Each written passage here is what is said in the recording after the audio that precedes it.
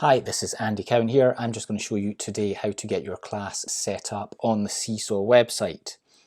It is a great resource for pupils to be able to save their work in a secure online location, share it with their classmates and you as their teacher.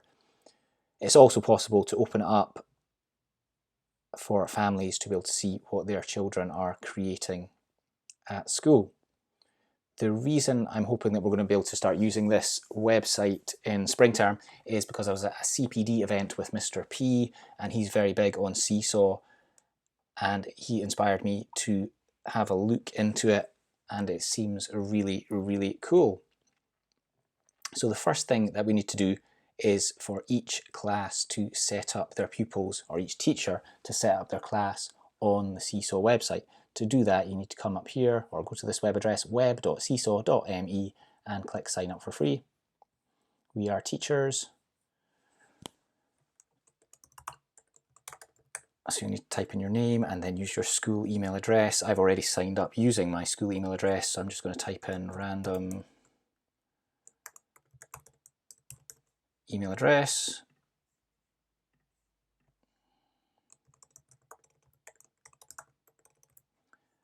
And I would always recommend you use your school website address, or sorry, school email address to sign up. Create teacher account. Bit of sort of privacy policy stuff here. We need to agree to this. And I'm hoping that each school has already sent out some sort of letter saying that pupils' details can be saved on other websites. We're all using TT Rockstars,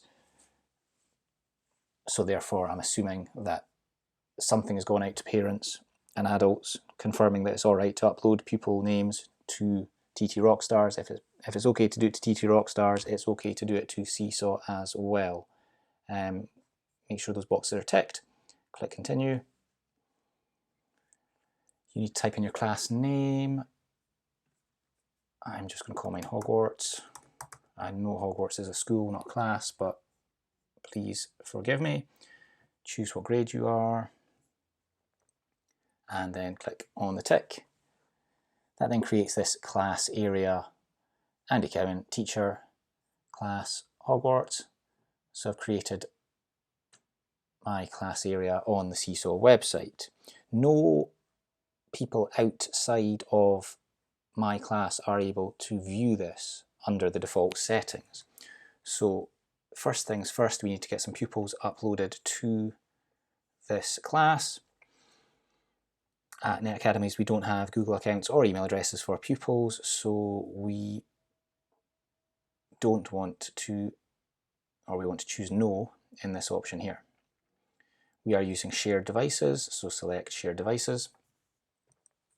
Now you can type in individual names of all of your pupils if you like. Might take a little bit of time, or you can just paste in a list if you have a list. I've got a little bit of a list. Just going to select these names, paste them in. Now when it does that, it seems to put a tab space rather than a spacebar space. So I'm just going to do a little bit of editing to get these names looking the way I want them. Once you've got your list of pupils, you can click on the tick symbol, add your pupils to the class, and then to allow the pupils to sign in so they can save work on the secure area of Seesaw, you can read through this section here, but essentially what you need to do is print out some QR codes for the pupils to be able to scan in using their iPads. Or if you want them to log in using PCs, you need to give them this code here, but the code is only valid for 1 hour. So if you're ever doing any work on PCs where you want them to save it on Seesaw, you'll need to go in just before the lesson to print out the code or take a note of the code that they will need.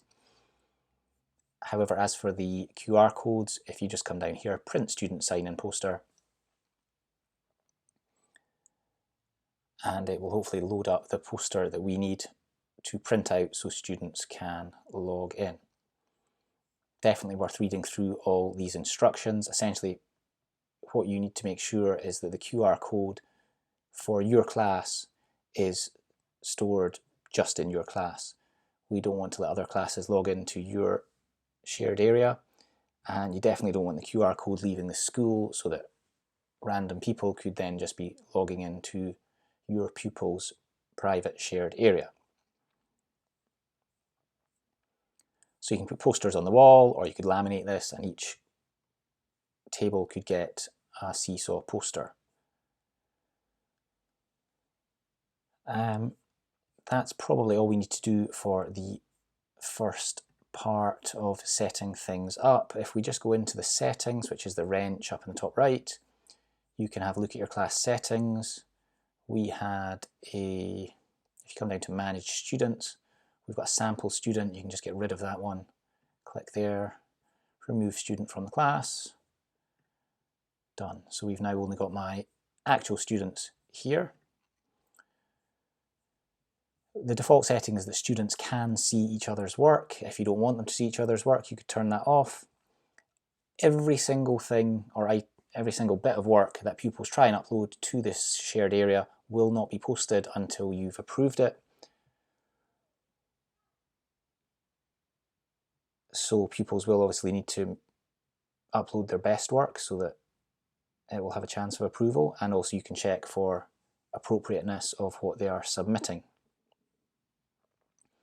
Later on, or sort of further down the line, if you want families to be able to see what your kids are doing in class, you could enable this part to allow them to see it.